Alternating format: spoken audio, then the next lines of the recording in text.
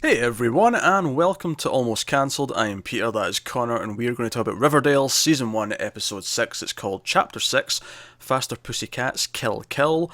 Full spoilers for the episode. We have another set of awful, evil, assholish parents to add to the list.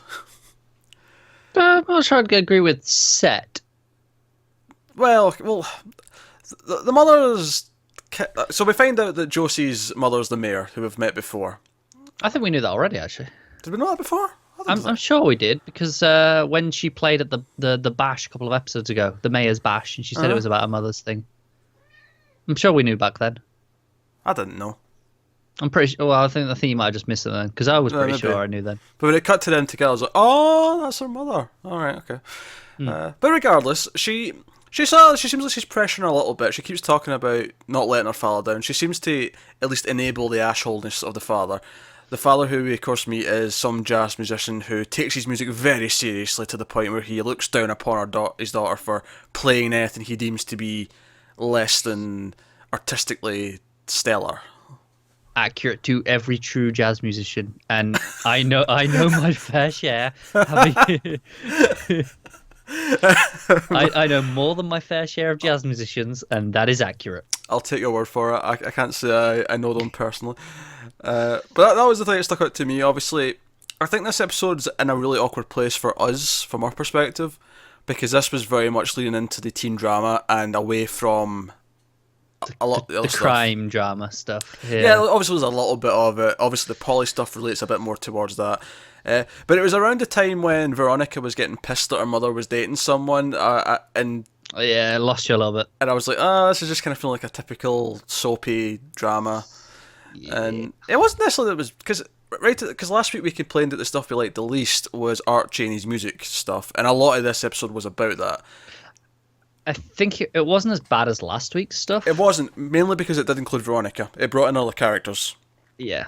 The thing with Veronica is I got her being pissed at her mother because, like she rightly points out, her dad is in prison, but they are together. They're supposed to still be a loving couple. But it's when she gets pissed at Archie for his dad. It's like, yeah, but like Archie rightly points out, his dad and his mom are separated. Oh yeah, no, but the thing about that scene though is that I was actually kind of on Veronica's side because she points out that he's spineless and never has any loyalty, and literally in that same scene, he then offers her a spot back, and thereby dumping Val, who's taking the spot after leaving the Pussycats, and I was like, you know what, you're right, he is a spineless little shit. Was it Ginger? Oh, what was the phrase? Ginger, judge something. I don't know. No, it was Ginger something. But she cracked a Ginger joke, which I appreciate. I also thought I hadn't heard that one directed at me before, so props. Ginger Judas. Ginger Judas, that was it. That's where I was getting It was also called Yoko Ono later on in the episode for splitting up the Pussycats. I was like props because I feel like I've heard every Ginger joke under the sun directed at me at some point during my life. That one. But not that one. So I was like, yeah, props to you writers. Also, weird thing I noticed this episode is Archie has like 3 big DC Comics posters, and they're all Rebirth covers. Massive Batman Rebirth. Yeah. Batman 5 really stood out to me. I noticed that. I noticed it was number 5, but then there's another shot in his room later when he's talking to his dad, and there was 2 more of them on the wall. One was Justice League. I didn't quite catch what the other one was, but they both had the Rebirth banner, and that's what really stood out to me. I was like, Jesus, how many? It's a very distinctive banner, isn't it? How many Rebirth posters has he got? I thought it was amusing. Obviously, CW. I assume this is them just shoving the DC stuff that they can in as like a little almost cross promotion. Yeah, I'm sure they get away. It's as close to cross promotion as they can get. Yeah. Well, they can't put Archie comics in it because that would feel weird. It'd feel weird and meta. Yeah, and they have all their DC shows, so at least it feels like there's a natural link there. Yeah. But it did stand out that Batman one especially really huge. stood out to me. It was huge, and it took up like half of the frame. Yeah, so that was just a minor thing that I noticed. So we had the music stuff, and Archie's he buckles at the rehearsal, the audition for the show. But he gets in anyway because Kevin's the one running it. So it's like, hey, we're pals, right? not abusing your power. Well, I mean, to be fair, it's Veronica that does it, but Yeah. Still, Same principle. yeah, same principle. But you know, he puts on a show, makes his dad proud, and honestly, I mean, I enjoyed the performance bit a little, just because it was a typical kind of cool teen thing where, and I liked that Betty and her plot kind of heard a little bit of it, because she didn't interact with them pretty much the whole episode. They had one scene when they were having lunch near the start, but There was that plots, scene where they were talking about Kevin letting him in. but their plots were very separate. You know, Betty and Jughead went away and did the Polly stuff, and Archie stuff was with the Pussycats and all that. And what I think was cool about this episode, at least, it did give us a bit more of Josie, and she seems kind of like a bitch, but you kind of realise it because she puts up with her really shitty dad. Val, of course, has become a full character at this point. I actually really feel bad for the third and final Pussycat, because I don't even know her name. I can't remember. I don't know her name. Yeah. She's the drummer. Yeah, which again, as I said, it was very accurate to the jazz musicians. This is accurate to everyone, where no one cares about the drummers. That's just every band. It's just like it's just the drummer, and that's how all musicians feel. They just hit stuff. We don't care about them. I'm not going to comment. Not going to comment. Not that I'm a drummer anyway. I say that knowing many drummers. Yeah, as do you I. hear actually. this, drummers? We don't care about you. What do you call a guy who hangs about with musicians? Drummer. Drummer. Again, as someone who just did a music degree, I heard and told that jokes more times than I can count. Yeah, it's never gets old. It's too good. But yeah, that stuff was fine. Obviously, Archie learns some lessons. He has to do it on his own, and he kisses Val at the end. It's all very just sort of typical teen. One thing I will credit it for, because it is very CW things. I was fully because it was so CW. I was fully expecting Veronica to see them kiss at the end, which would have felt really overkill because she already caught her mum kissing Archie's dad. It would have been overkill, but I still expected it because that's what this episode was. No, but she did. No, it was her mum and Archie's dad again, and she came over and she found out that her mum had forged her signature because she knew that she needed her signature to give Archie's dad, like his company, the contracts for the big project on where the drive-in movie theatre was that was focused on a couple episodes ago, and she knew that she needed her signature, and Archie's dad's like, yeah, I got the contract, I'm so happy. Thanks to your mum here, and she knows she's in trouble. She knows she's because he doesn't know that she's the one giving him the contract. Yeah, he's purely innocent on this. He I don't even think he knows that she's like her she dad's doesn't, company. He said he doesn't because he says, thanks to my lucky charm, thinking that she's just had some sway. That's why he invites her to the mayor's thing, the dinner, just going, hey, you can put in a good word for me. He has no idea that she's got a controlling stake. Yeah, exactly. So poor Fred, he's oblivious. He's just in a good mood, and everything's getting very awkward around him because, well, pardon the pun, given the Pussycats, but it's getting catty. It's getting catty around him, and he's oblivious to it. But certainly the more interesting plot in the episode was Betty and Jughead.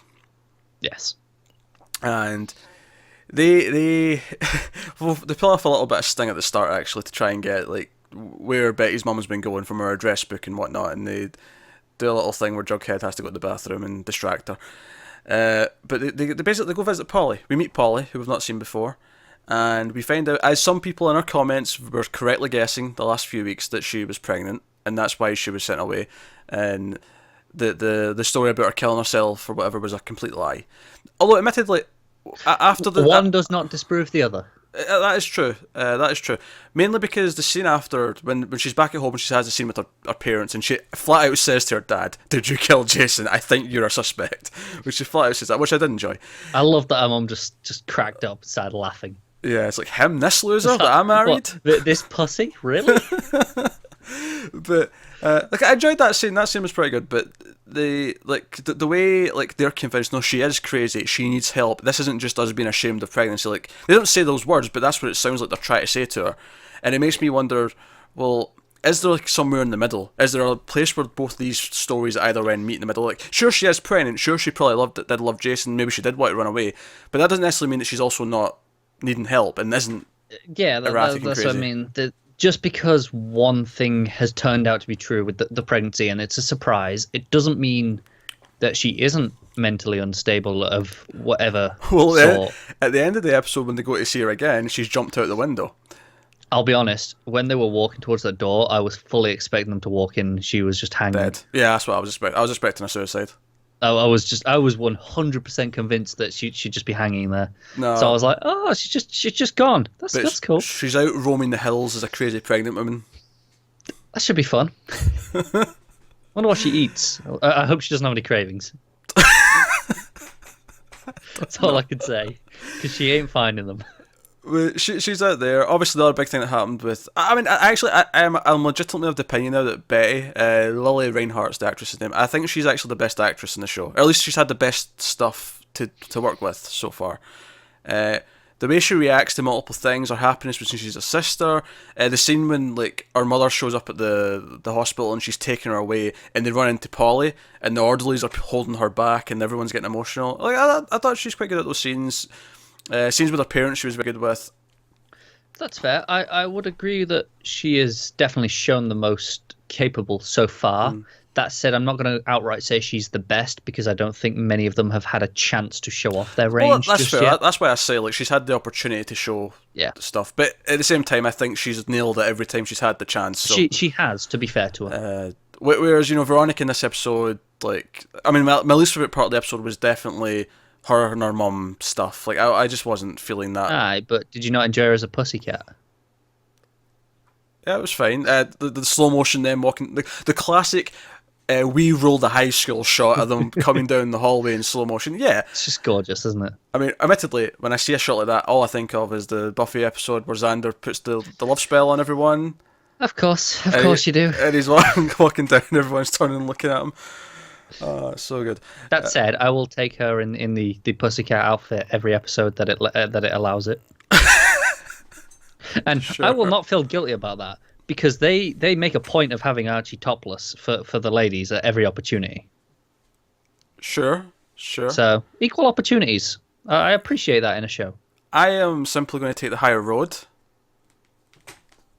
Yeah? And yeah, I'm just going to take the higher road. That's fine. Okay. She's supposed to be 15, Connor. You sick. Yeah, but she's bastard. Not. Equal opportunities. You sick ginger bastard. No. They're presented one to everyone else, one to me. I'm cool with that. Or you could take the high road and say they're both equally wrong. I could, but I know they're not 15, so it's fine. Oh, fine. But then this episode got pretty trashy in teen drama, so I suppose you might as well enjoy the trash. That's what I'm thinking. It's like, well, there's not that much of the crime drama stuff to really go on in this episode, so I'm going to enjoy what I can get elsewhere. Back to Josie's dad, though. Like, seriously, him leaving in the middle of the song because he disapproves. What a dick move. He is a bit of a dick, isn't he? That's I kind of appreciate his angle. Like, yeah, pop is not jazz. But bit of a dick move still. To be fair, I don't think Josie was ever trying to argue that pop was jazz. She just wanted to do pop. That is fair. She's a sensible girl. Bit of a temper. Yeah. But sensible. Yeah. So I think that's hard to argue with. I think that's fair. What do you think, Firefly? What did you think of the episode? Because you did watch it with me. He was there on the lap for the majority of the episode. He doesn't have much to say. Clearly, Firefly doesn't give a damn. Yeah, I don't think he does. I think he just enjoys the Did warmth. He perk up when he saw the cat ears? He thought, those aren't real pussycats. This is offensive to my kind, is what he was thinking. See, I feel the same way about the guy who plays Archie. He's not a real ginger. This is wrong. Exactly. It was. I mean, in a way, it was the weakest episode so far because it was so teen drama. At the same time, I didn't hate it though. Like, it was fine. It was still easy to watch. Yeah, it was easy to watch. If this was every episode, I wouldn't be watching it. But in terms of the actual murder case, so Polly mentioned that Jason had a car out stashed in out next to a highway for them to leave and start a life with. Just after a certain sign. Yeah, they pinpointed it just so we knew how they found it so easily. Yeah. And Jughead and Betty go out and they find it, and they've got supplies in there, and they take some photos, but they go and find the sheriff. They're actually quite smart. They touch a couple of things and go, wait, don't touch anything, it's a crime scene. He's like, oh, good idea, we'll get the sheriff. But of course we see an ominous figure is watching them from the bushes, and by the time the sheriff gets there, it's on fire. So, of course it is. That ominous figure took a while to set it on fire, didn't they? I mean, you got to figure it's a bit of a drive back, and then drive out there again. Well, A, we don't know how far away it is. We don't. And B, if you're taking your time, making sure the gasoline's everywhere. That's fair. I wonder how long does a car burn for? And perhaps, well, that's a good point. I don't actually know how long a car burns for. I don't either. That's why I've been questioning also, myself. the killer or the suspect in the shadows might have also took the time to look through the stuff that was in the car, because maybe he or she followed them to the car and thought, I want to have a look and see what's in the back. Oh, well, that's fair. I will retract my former complaint. And of course, the other thing that happened in this is, first of all, Jughead went into Betty's room via a ladder, which is very. If you ever watched Clarissa Explains It All, which was what Melissa Joan Hart was on before Sabrina the Teenage Witch, which is just a coincidence that happens to be a Archie related thing, by the way. But her friend, her male friend, used to always come up to her room in a ladder, and it reminded me of that. So that was a nice little touch. Fair enough. But Jughead went in for a kiss. Him and Betty kissed. Did. Some people will have a problem with this because in the comics, Jughead is supposed to be asexual, I believe is the term. Yes. And the actor did want to portray Jughead that way, but The writer said otherwise. The writer said otherwise, or higher up said otherwise. Producers or studios, yeah. I get that criticism. That's fair that they changed that, and if you're annoyed about that, I think that's fine.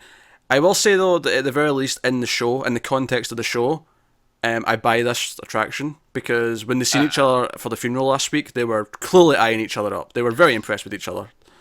I agree. It's perhaps a shame if you did want him to be.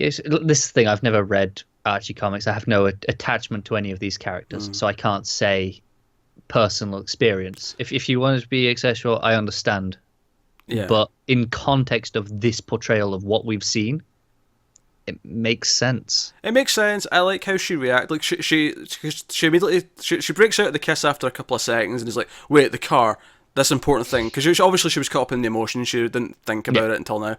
But she doesn't like pull away and discuss. She doesn't say, "Oh, we shouldn't do this." No, I'm sure it's something we'll revisit. I'm sure probably next episode.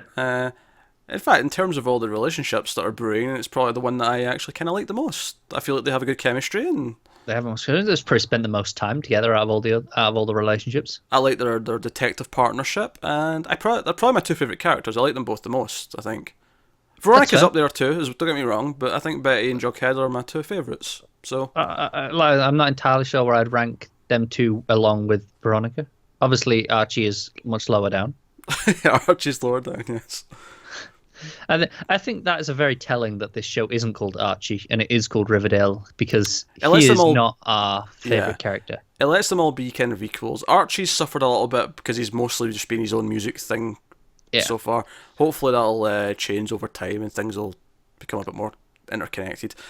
But there's that. So, but I'm okay with it. In the context of the show, I'm okay with it. But I get if you're a fan of the comics, you're a fan of the character, and you think, oh, they've just made him a normal straight guy after he was something different before then. I get your complaint. I do. Yeah, it's something that we do understand, but at the same time, especially since it's the easiest one to just do and not even never mention it when you think about it, because all he ever has to not do is be in a relationship and don't bring it up, and that would be it. It'd be fine if they said we don't want to actually address that he's asexual. Well, fine, you don't have to address it really.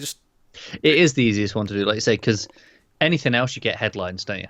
Yeah, because you have to. If he's gay, you have to show him being gay, which they obviously don't have a problem with because Kevin's gay. But like, if he's something like that, you have to portray it. But you have to actively show it. Yeah. Whereas asexual, you just have to do nothing. Essentially, yeah. Yeah. This actually took an active step to not be asexual. Yes. So it makes sense that people are upset about that. Yeah. So I get it. It's a shame, but at the same time, they do have chemistry. They do have chemistry, and so it's kind of a. I get it, but I kind of like it at the same time in context of this. Yeah, in the context of what we've seen in this show, I actually kind of like the pairing. Exactly. So we'll see. It's probably doomed because eventually we have to have Betty and Archie. We haven't really had a love triangle yet, so we haven't. They're saving that. Which is weird, given this is the love triangle. But we have so many romantic pairings in the show so far.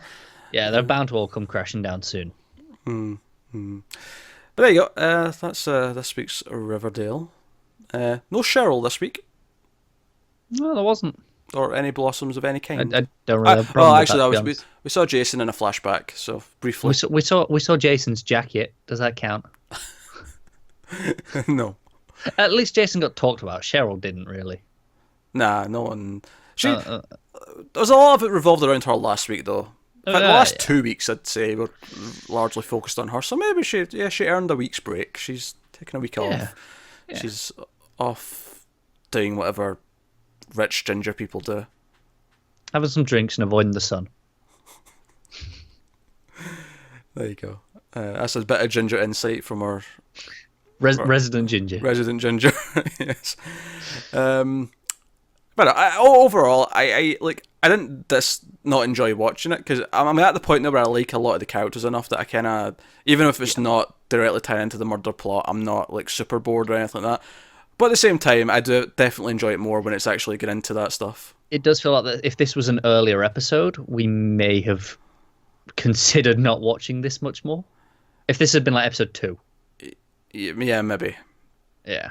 But with it being here, it's like, okay, it's probably just the 1 week. We'll get back to it, and yeah, with a bit of luck, we won't be focusing. We'll have some more interesting case-related things popping up. I think we always knew we were going to have some CW-ness, given what the show is. It inherently leans into that. Yes.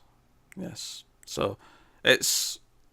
I guess it's a negative review, but I mean, at the same time, I don't feel that bad about it. So. Yeah. Take that for what it's worth. But there you go. So we've got a possibly crazy pregnant woman on the run, out and about. We have a mysterious figure burning the evidence, and we know that Betty's dad did take the case files, but he's not admitted to it yet. All right. So no, all interesting things are still afoot, and hopefully we'll get back to those next week. And maybe Cheryl will come in and show Josie what a proper bitch looks like, because, Josie was pretty bitchy in this episode, but Cheryl takes... I'm waiting for Cheryl to come in and demand that she takes over the Pussycats.